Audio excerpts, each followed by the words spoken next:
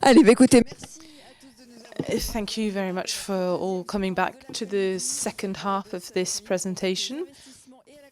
This is going to be dedicated to investment and competitivity in energy transition. And to set up the second session, we have welcomed Christian Zinglersen.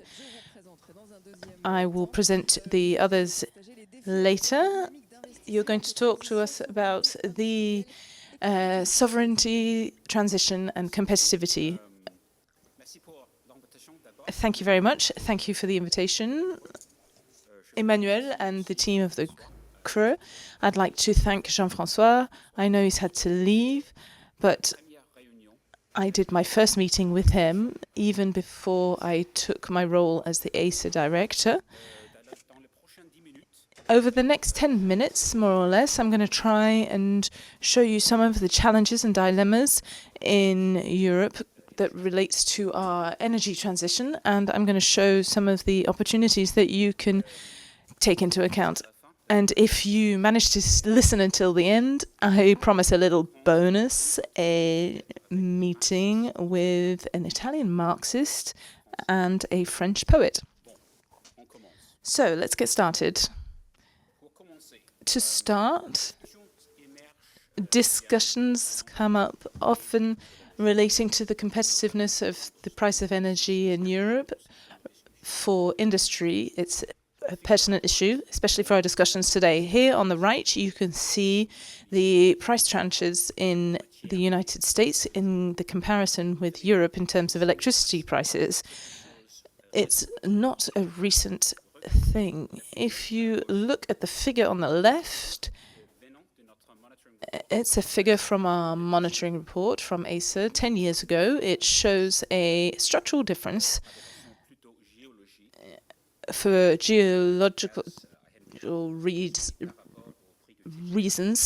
from companies in the United States compared to prices in Europe, and it has major implications in terms of choices and when it comes to our competitiveness as a continent, specifically in terms of electricity. Let's now look at what is happening to the electrical system in Europe.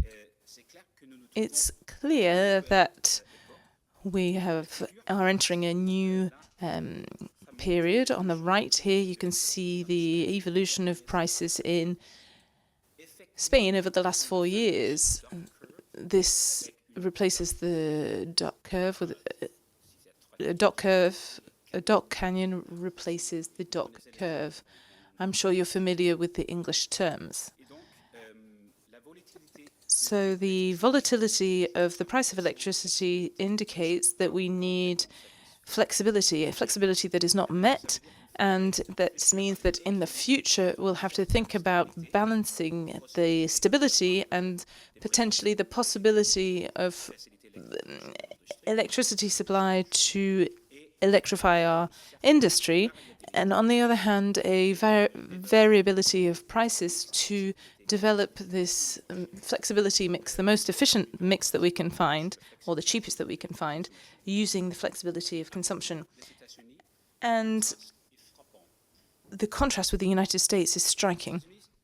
In the United States, they have a different system which uses its own resources, its own significant resources, which has implications in certain areas, and the comparison is around 13% with Europe. This represents the term of electricity produced by gas. It's a decreasing number year on year. To show you overall numbers across Europe, first, some good news. The figure on the left, you can see the good news, a significant reduction of price spikes or price increases compared to last year.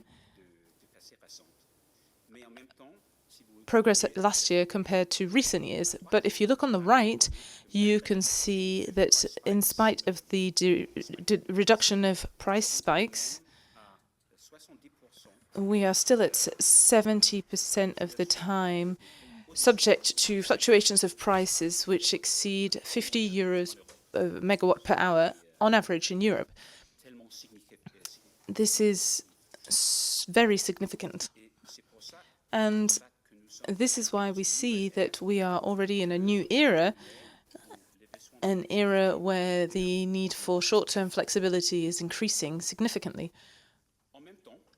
At the same time, and I think we need to concentrate on what we're saying at the ACER, the increase in system costs.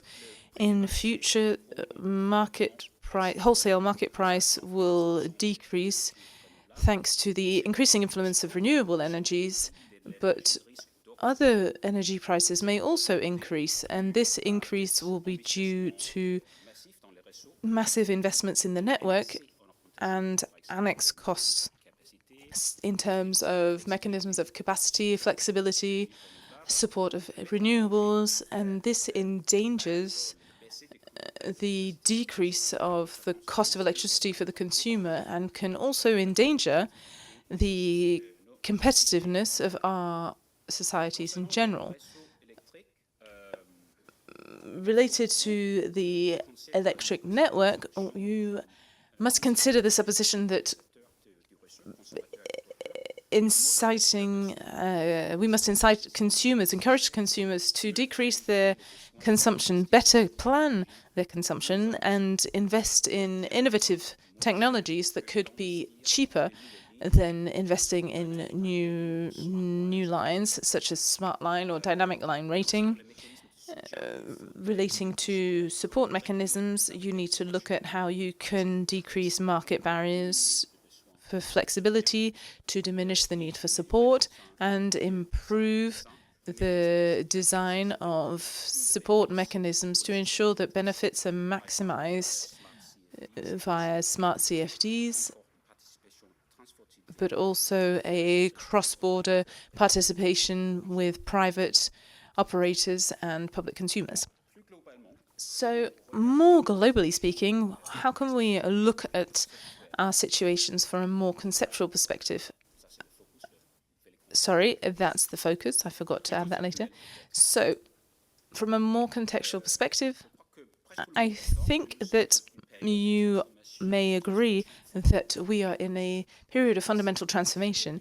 And here I often use the dramatic image of an Italian Marxist, Antonio Gramsci. Are you familiar with Antonio Gramsci? Some of you? Okay.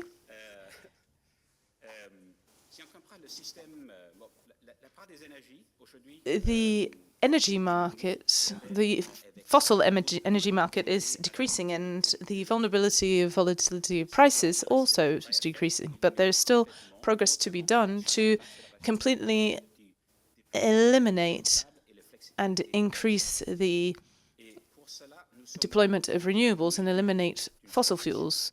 We are in the middle of a transition, and it's a difficult period between the old world and new world. And as Antonio Gramsci famously said, the old world is dying and the new world struggles to be born. Now is the time of monsters. It's very dramatic. It's the Gramsci gap.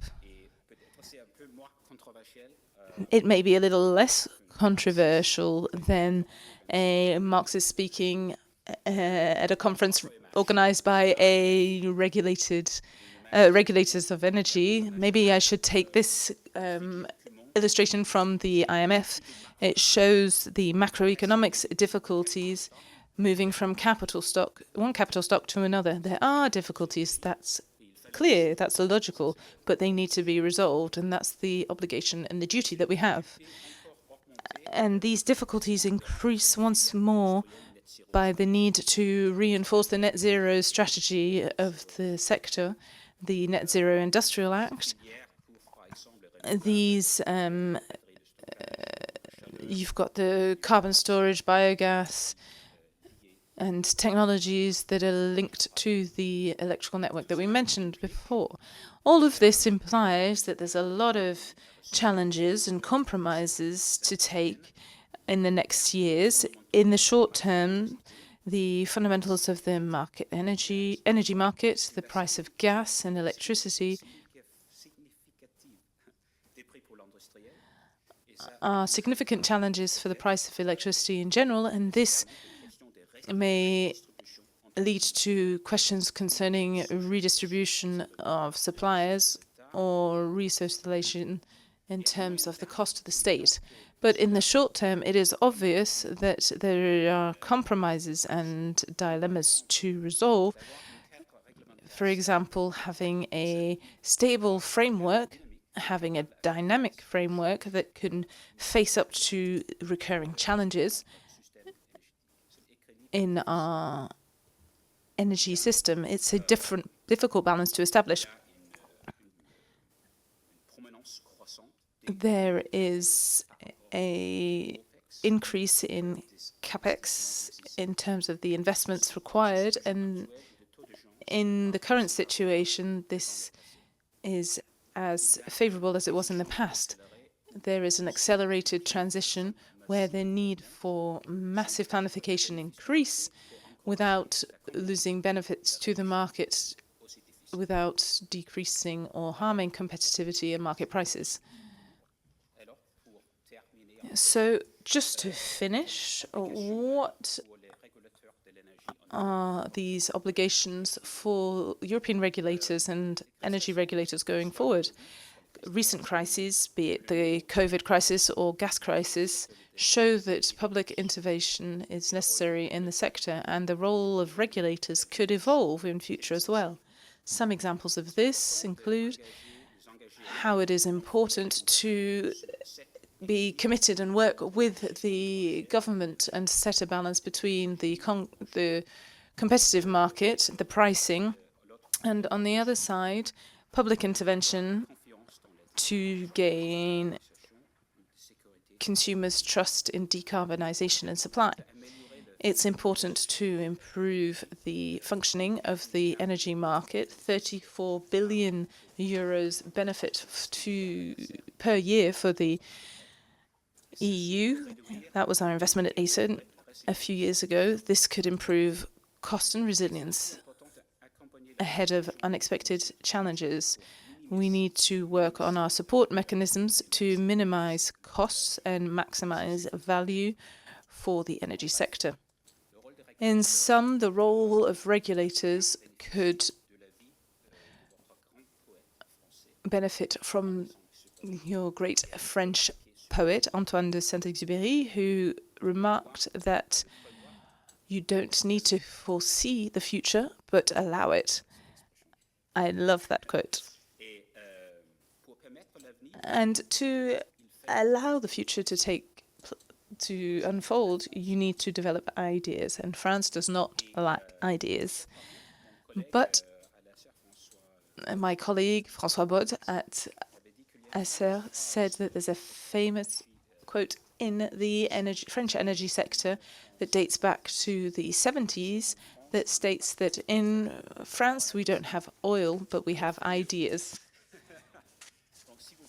So please share these ideas with us too. We greatly need them, and it is clear that all together we can create the future. Thank you, and thank you for your attention. Merci beaucoup.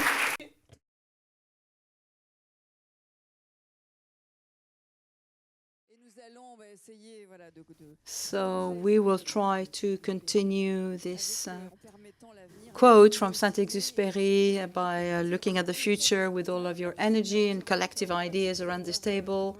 So we have the co-president of the Fabrique de l'Industrie, then we also have Waysand, Thierry Déau from Meridiam, and Xavier Piechaczyk for RTE. So following what we've just heard on the various conditions of the market in Europe, so according to you, maybe with you, Claire, what would be the conditions for an energy transition that would be successful, possibly without affecting the network and by favoring the European industrial sovereignty and competitiveness. Yes, hello everyone.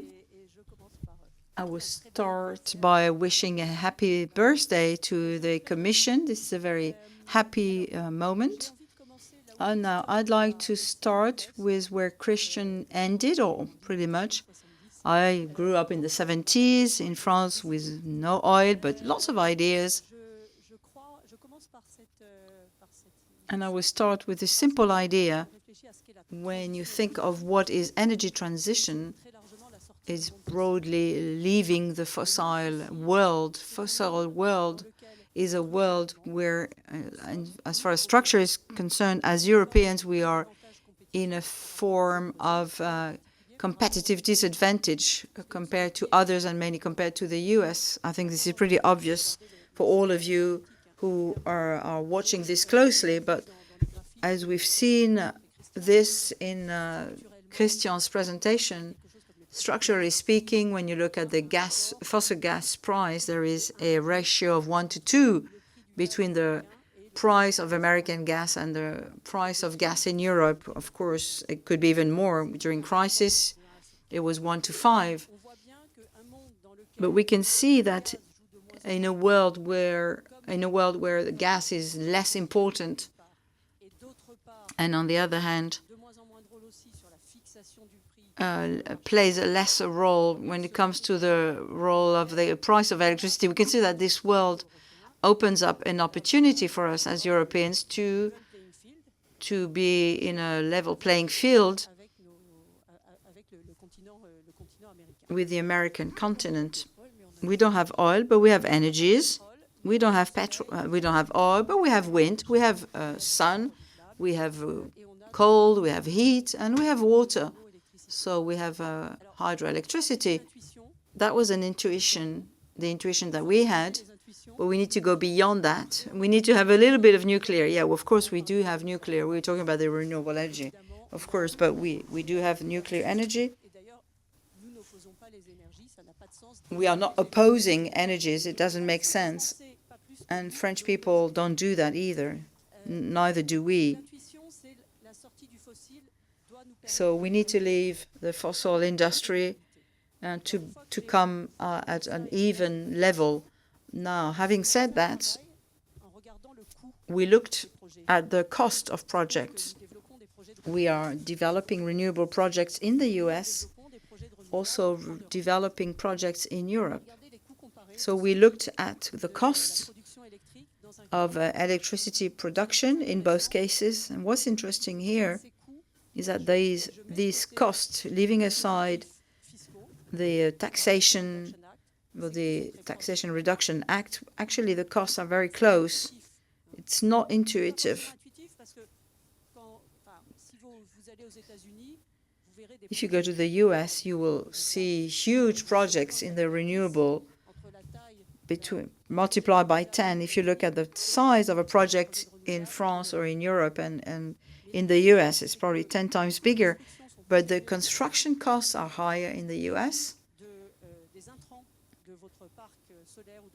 The entrance costs are higher because of the custom duties as well. So at the end of the day, you are in a position where the production cost is actually quite close between Europe and the US. So that's really a good news, and that's what figures. It's not just fantasy. It's good news, meaning that if we're able to get to a system where the renewable energy plays a more important role, and we'll come back to that, but if we manage to have more contracts, bilateral contracts, long-term contracts between industrials and producers, like PPA contracts, we will be able to get by and be in a better position. We'll be able to improve our competitiveness compared with the US. So what about the flexibility issues? If we add the cost of flexibility, do we still remain in similar costs or rates? There are many, many issues in the US as well. There are many problems in the US. Flexibility, like battery recharging or storage, but they have a lot of problems with networks, with different prices. we should not have an idealistic view of the American system.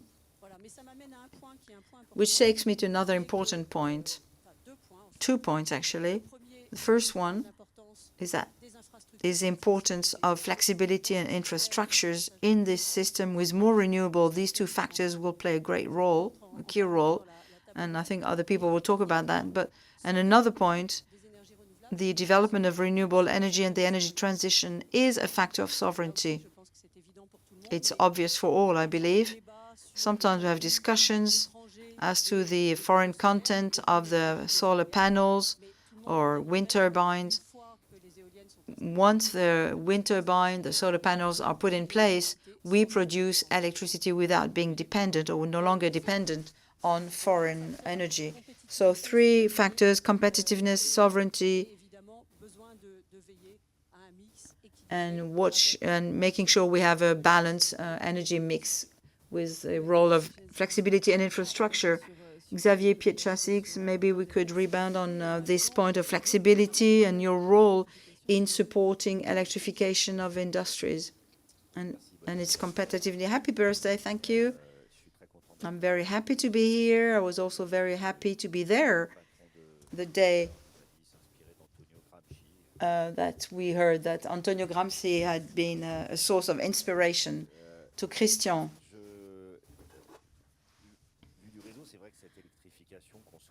So this electrification, which we want to have, raises a number of topics, of course. Mechanically speaking, this has to extend. It will have to increase its different capacities for smaller and bigger pipes. The way we support industries is to have a mature network to continue to welcome them. From that point of view, we should not feel inferior to the US. Our networks in Europe are way more mature and way more welcoming than the networks in North America. I'm talking about the US mainly. Canada is a bit different. I'm being very French here. In France, we don't have to feel inferior compared to other European countries. There are many European countries who no longer had some network capacities, which is not the case in France. RTE, and maybe Meridiam will give us other figures on this, but 21 gigawatts of industrialists who asked for networks connections who have been accepted, which is huge. The consumption point is 15. So 21 have requested this, and we said yes to them. So that's a very good sign. Now we need to transform this. That's a challenge. So works need to start, and industrialists need to start investing and make decisions. So we will need to have a PPA for industrialists to have some visibility, and this will have an influence on the prices. Now, the way we are helping industries coming to France by giving them the right of networking, but also and then connection law, but also by giving them permission to invest in some territories. We want to re-equip France. We are determining which zones, which areas, which are ready to be re-industrialized. This is not without any difficulties, be it in Fos-sur-Mer or Le Havre, and with the elected members or with local authorities, we discuss this and we pre-equip, we over-dimension our network in order to mutualize and optimize and to offer those industries coming to France to give them shorter connection times and to make it cheaper so that when they connect, industries, when they connect, of course, they look at the wholesale prices, but also the network costs. And we play on this by optimizing. I saw some data center on brownfields, etc. This is a way to reduce the cost. We could talk about fast track and data centers. This is a special procedure, actually, which we have offered during the AI Summit in Paris. Rather than leaving investors implementing anywhere in France and then asking if they could be connected, and also the timelines that was too long or not complying to their business plan. So we took things the other way around. It's like identifying some industrial sites in France. We go to see these major investors and we tell them this is what we can do as fast as possible. So we take things the other way around. It's like the offer policy. We guide investment according to the places where things can go fast and where it's cheaper. Still, we're talking about huge infrastructures, but cheaper. And when you talk about being quick, rapid, what do you mean? 2028, 8 zones. We have determined 8 areas where we can have a 1 gigawatt data center connected by 28 or 29, which places us on top, of the podium at European level. People tend to lie a bit about their figures, but 1 gigawatt in 28 could be a world record. So we will talk about this in a moment, but this is what you are announcing to us today. Okay, great, thank you. Thierry, Déau, Meridiam, founded in 2005, yeah, with over 100 projects in low-carbon energy, sustainable mobility, and essential public services, with more than 25 billion in assets. So what are the conditions? What do you believe are the conditions for sustainably mobilizing private investment in the energy transition while promoting business competitiveness? What would you say? Okay, hello everyone, and I wouldn't, just as my colleagues before, I would also wish you a happy birthday. Following what we've just been saying, when you hear that, we could be panicky as investors. I'm going to explain why I'm saying this. When you show a world where instability, uncertainty continue to increase in a complex market, which is also uncertain and complex by itself, I must have another dream to decide to invest in the energy transition. So an investor like us, even for a long-term one, is looking for stability and predictability to some extent, at least to some degree, especially when it comes to massive investment, predictability in terms of contracts, of the market if possible, but predictability in the regulation, because it would kill investment almost immediately, and many other things as well. It depends, of course, in which sector of the transition you place yourself. But that these are the the must or the common bricks that you need. It could differ a bit when you talk about support from the state or the EU.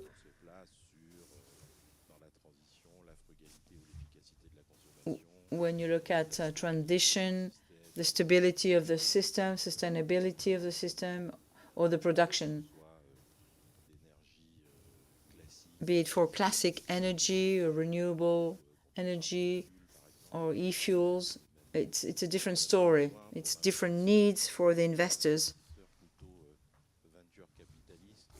It's more of a venture capitalist than a long-term investor.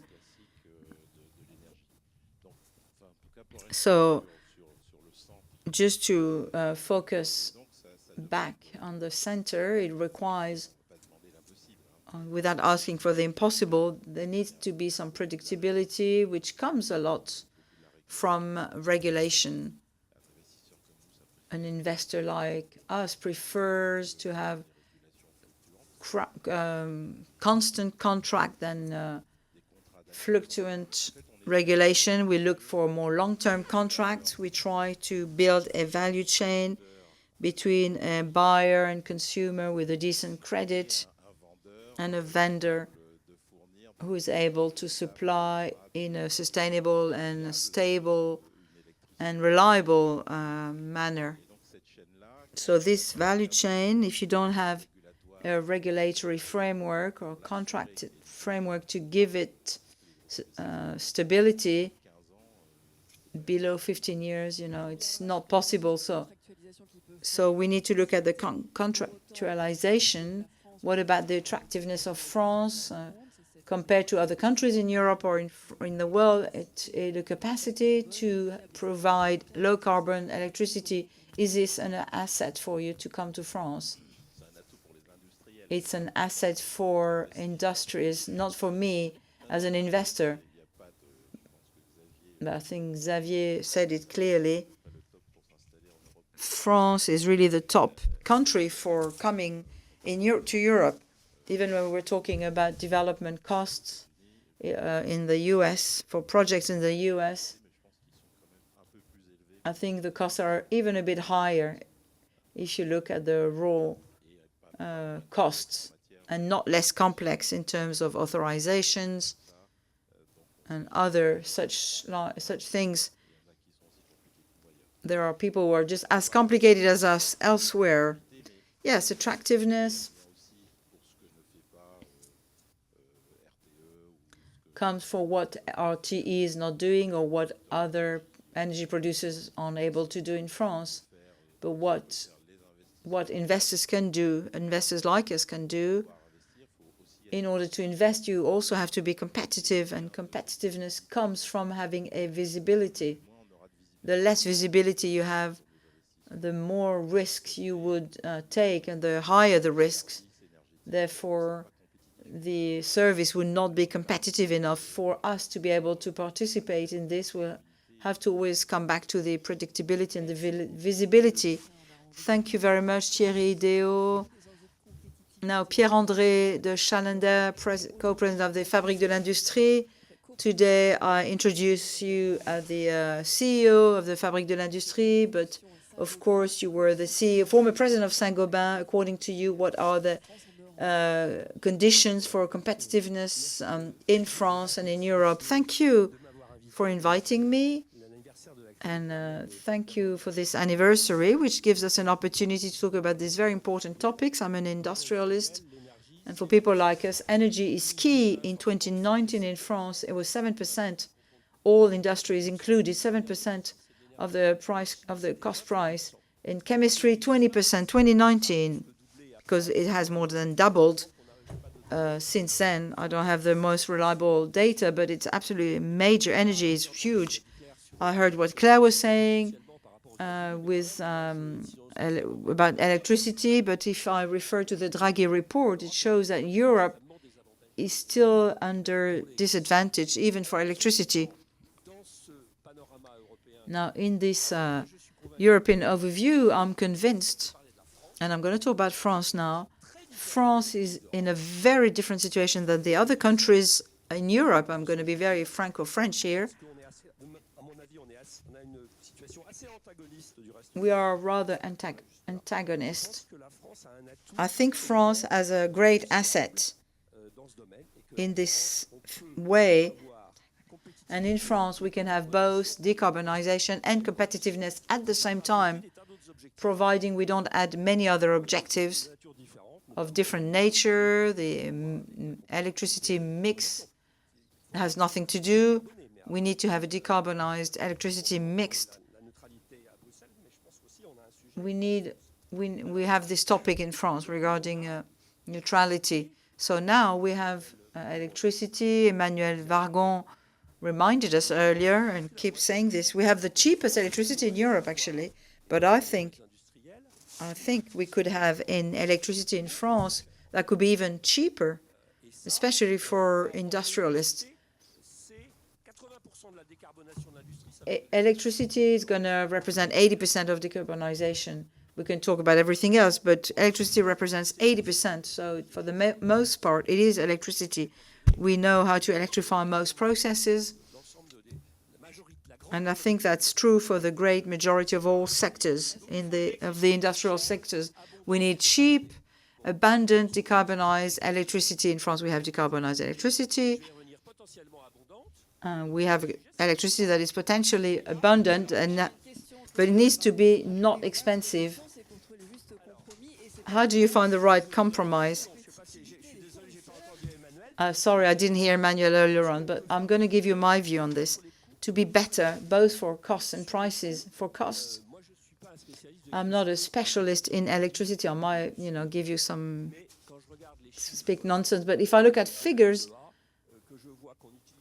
and I can see that we use our nuclear park by only 60%. US is 90%. So I think it's a mistake. An industry of Saint-Gobain just working at 60% of its capacity, that's a problem. Saint-Gobain,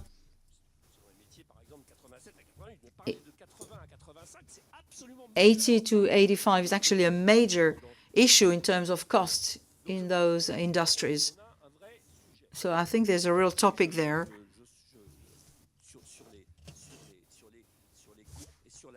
Regarding costs and the availability of the nuclear plants.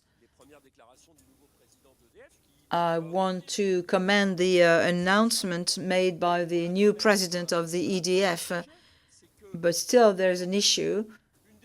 One of the main reasons, and this use rate is going down. We are among the last, and why do we have this? Because we are asking nuclear electricity to be modulated. We're great with EDF to do that. From an industrial point of view, I think it's terrible to try to do modulation. From my point of view, it's an heresy, trying to modulate, energy, nuclear energy. And I think it's going to get worse because and it's not just a French topic. We're going to have to absorb the German energy. So if we don't do anything, the French nuclear is going to be the variable of what's happening in the rest of Europe, depending on the weather. So this is a major topic here. And if the cost of electricity was cheaper, we could increase quite quickly, not waiting 2050, but by 50%, we could increase the consumption of electricity. So if we increase the charging rate, we will increase the production and we will use it. So I think now regarding tariffs, I'm going to give you my point of view. If our electricity is cheaper than the rest of Europe, the gap between what industries are paying and households are paying is much smaller in France than in other countries in Europe, which means that we could give a greater advantage to households. But if we do that, it means we should accept to not do anything else. So decarbonization is not to shift from one decarbonizer to another one. Is first to decarbonize, and then competitivity, I think, is something we know how to do. Investors know this, feel this. We are much more attractive than other countries, but I think we could be even more attractive.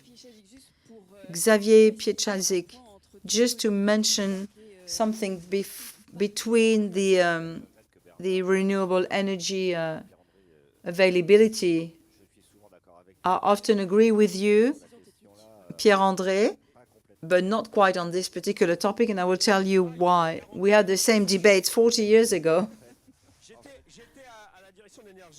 Back then, I was at the Directorate of the Energy, but I will tell you why. The minimum of consumption in France is 29 gigawatts in May. That's a maximum. The maximum is 100 in wintertime. Last year, we reached 90. So French consumption goes between 29 to 90, which is different during the day or during the night, in the summer or in the wintertime, weekdays and weekends. A country that can cover its consumption by 70% of nuclear in a world of going from 29 to 90 is a country that has decided to modulate its nuclear energy. The countries which don't modulate the nuclear is where nuclear is less. That's the case of Japan and the US. I'm not saying that you're wrong for the rest. I'm saying that we need to be clear on this. If France wants to have a larger part of nuclear energy in its energy mix, it's a political decision. They will modulate. Industries need electricity all the time. We should affect nuclear plants all the time, to industries all the time. This is a question. Okay, it's possible, isn't it? So who is right? Who is right? Okay, you can arbitrate. Okay, we talked about the needed visibility to finance decarbonization. Would you like to react to what has just been said? Yes, I'd like to. Sorry, we're changing your plan completely. No, that's fine. I think it's very interesting. It's more interesting even that way. Okay, I just want to react. We all agree with what Pierre-André was saying. The price of electricity or energy is a pivotal element for Europe and for France. We all agree on this. Draghi report says it. The state says it. I wasn't trying to trivialize this. Factor 2 is, we have a factor 2 for the cost of electricity. That's a lot. So my point here is renewable energy. With renewable energy, talking about the costs, of course there could be the reduction there could be subsidies, but the cost for renewable is similar in the US and in Europe. Now, I wanted to react on another point.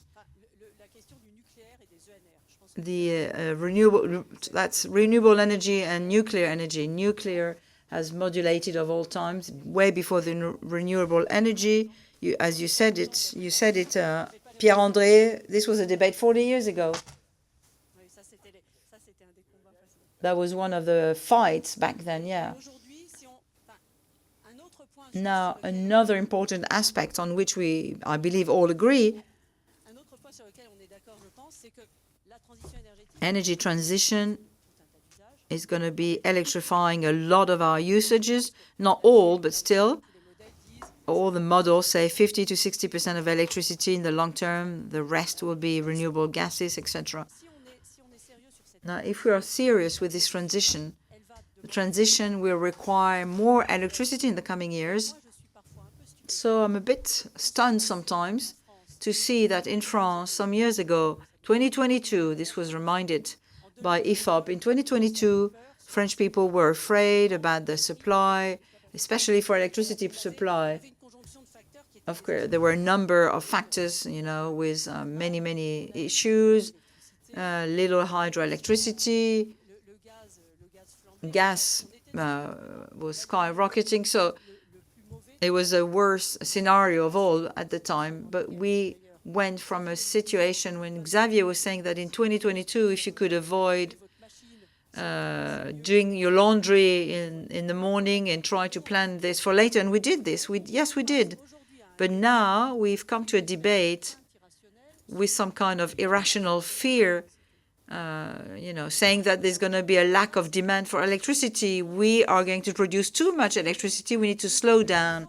There's a gap between the supply and the demand. But if we decrease the price of electricity, we will shift to more electricity. Exactly, indeed.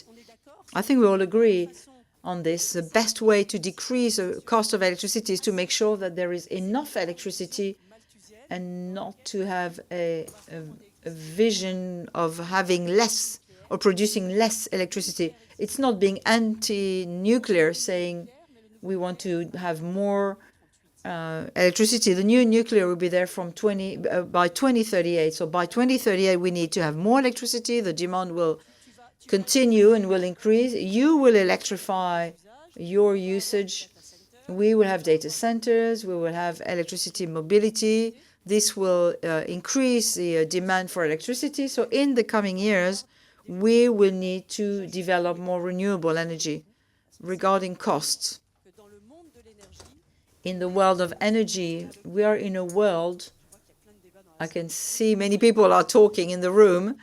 This is raising a lot of debates. We are in a world in which relative costs of energy evolve. I think we're all aware of this. The cost of PV panels has been divided by 10. The cost of wind power has been divided by 3. The cost of nuclear has increased due to several factors, mainly security ones. So if we want to be competitive, we need to make sure we don't oppose energies. In the short term, we should develop enough electricity because this will help maintain low costs or low tariffs. The opposite would increase prices. So we need to be agile also collectively, and over time we will see what will be the cost of the various energies, and these will be political choices at the end of the day, and the governments will have the job to finding the best energy mix.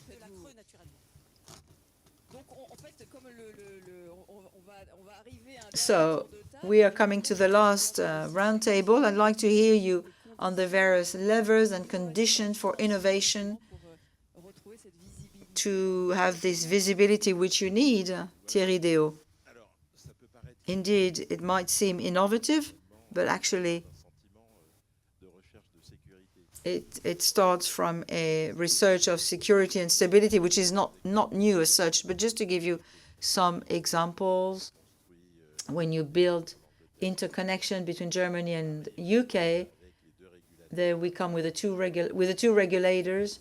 We are able to modify and adapt on both sides, and it works. And then we can invest 3 billion that way, which is why it was the most important point for me, and that is to find the regulatory frameworks that would facilitate long-term investments.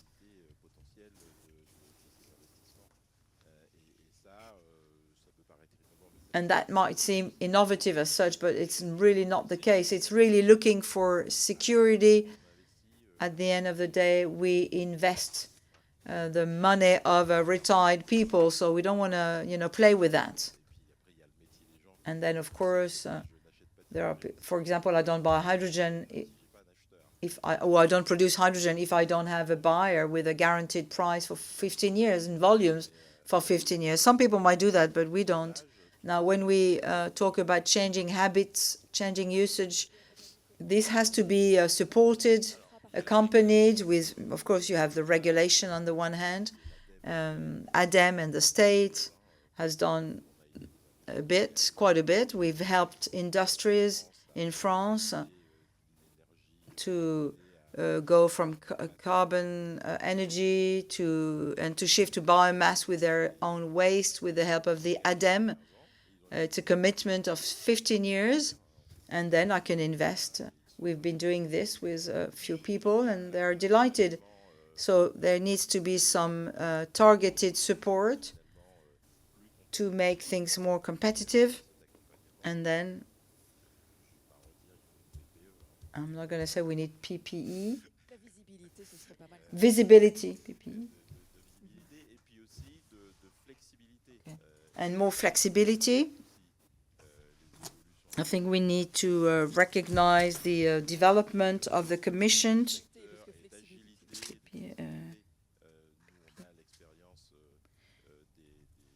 We have an experience with non-connected areas. So the Commission has been very innovative and flexible to address topics which could not be thought of in a connected European network. So flexibility, support, predictability in the contracts, budget as well, if I dare say it. Being able to look ahead to anticipate the maximum impact. Thank you. Thank you. There's also all the support from the supply chain that will invest in the ecological energy transition. What do you do as an instructor to support companies that are extremely important to you? The investment plan for the electricity transport network is around 100 billion euros between now and 2040 in France, in Europe. And we are respecting those commitments. I can see in front of me, yes, in France it's 200 billion euros, sorry, by 2040. My point is, this money is investment to decarbonize, it's to invest in new industries. But what are these expenditures? It's supply, it's equipment, electrical equipment, and electrical works. That's what these 200 billion represent. Cables, pylons, civil engineering, information systems, etc. I want this money to go into the manufacturing industry in Europe, but more specifically in France. And I don't have a problem with that, I admit it, but we have set an objective of the 100 billion, 65% in France, the rest in Europe, offshore, 50% in France, 50% in Europe, nothing from elsewhere. We are working together with Mitchell about how we change European law so that it can simplify things for us from that perspective, because public purchasing power is not an easy thing to navigate currently. So how do we achieve this? There are European rules and regulations that are changing, and that's good because it will be beneficial to us. Firstly. Secondly, we need to give visibility in terms of volume, and there are three issues that are paramount here. We've invested in our supply chain, visibility and volume over the next 15 years, and change people's habits, purchasing habits. So de-standardize and move to larger markets, more long-term markets, which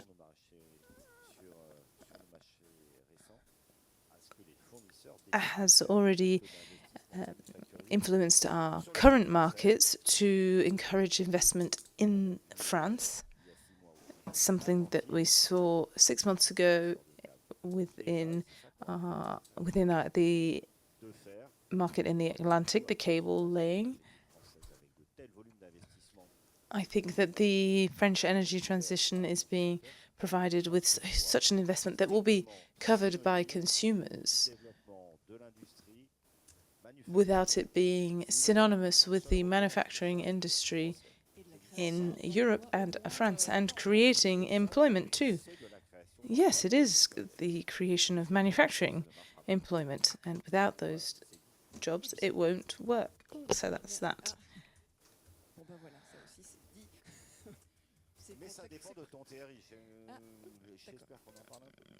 But, I mean, it depends what Thierry has to say. I hope that... Are we going to talk about it? If you'd like to negotiate a contract, maybe. I'd like to talk about the funds, the supply value chains. I stand corrected, but I still maintain what I said. Well, we'll organize another round table. But I was talking about industrials. From an industrial perspective, we have room for maneuver. That's what the president of EDF says. So we do have room for maneuver. But what do you need? What do you need for an industrial to decarbonize? The topic isn't the investment here. The investment, if there's payback, even if the payback is lesser, Thierry wants more significant payback, but companies are pressured to decarbonize. Even if payback is weaker, then they will still do it. If the payback is more negative, then they won't do it. So we need to ensure that the price, and here going back to what Thierry was saying about visibility, is paramount. The price for the company of decarbonized electricity needs to be lesser than fossil electricity plus CO2. And if we can do that, I mean, there are countries in the world where that is currently happening, and there are procedures in place at Saint-Gobain that we allow to do that allow us to do this in other countries. We could do it in France, but we're not quite there yet. And for us to be there, I think that the method of calculation that I indicated will pay industrials the modulation, and that would allow us to achieve it. And I hope that we will be able to achieve it. But we have an advantage in France of being ahead of all the other European countries in terms of decarbonization and competitiveness. Thank you very much. Is there anything else that you would like to add, or any financial information that you'd like to add to that? I'll let you finish. Financial innovation, no, I don't have anything to say. I think that I've said all I need to say about pluriannual programs. It's a good plan for those who are investing and for the company that will then use the energy. I think that's the case for biomethane. That's something that's developing now. And then we've also got PPAs. It's a framework that's working today, but it could work better, and would work better if we could do cross-border PPAs. So then that goes back to the issue of capacity and cross-border capacity. I mean, your energy, the Europe of energy is not complete today. It's not finished. We were looking at some graphs earlier. Christian was showing us some graphs, and there's something that strikes me when I look at graphs on price of energy in Europe. It's this disparity. It shows that the European market is not integrated. We have prices that differ greatly from one country to another. I'm not sure that complete integration is the optimum solution from an economic or industrial perspective, but I think that that Europe would benefit on working on what would be the optimum size of infrastructures. Thank you. Thank you. We'll end on that. Thank you for the four of you for that debate.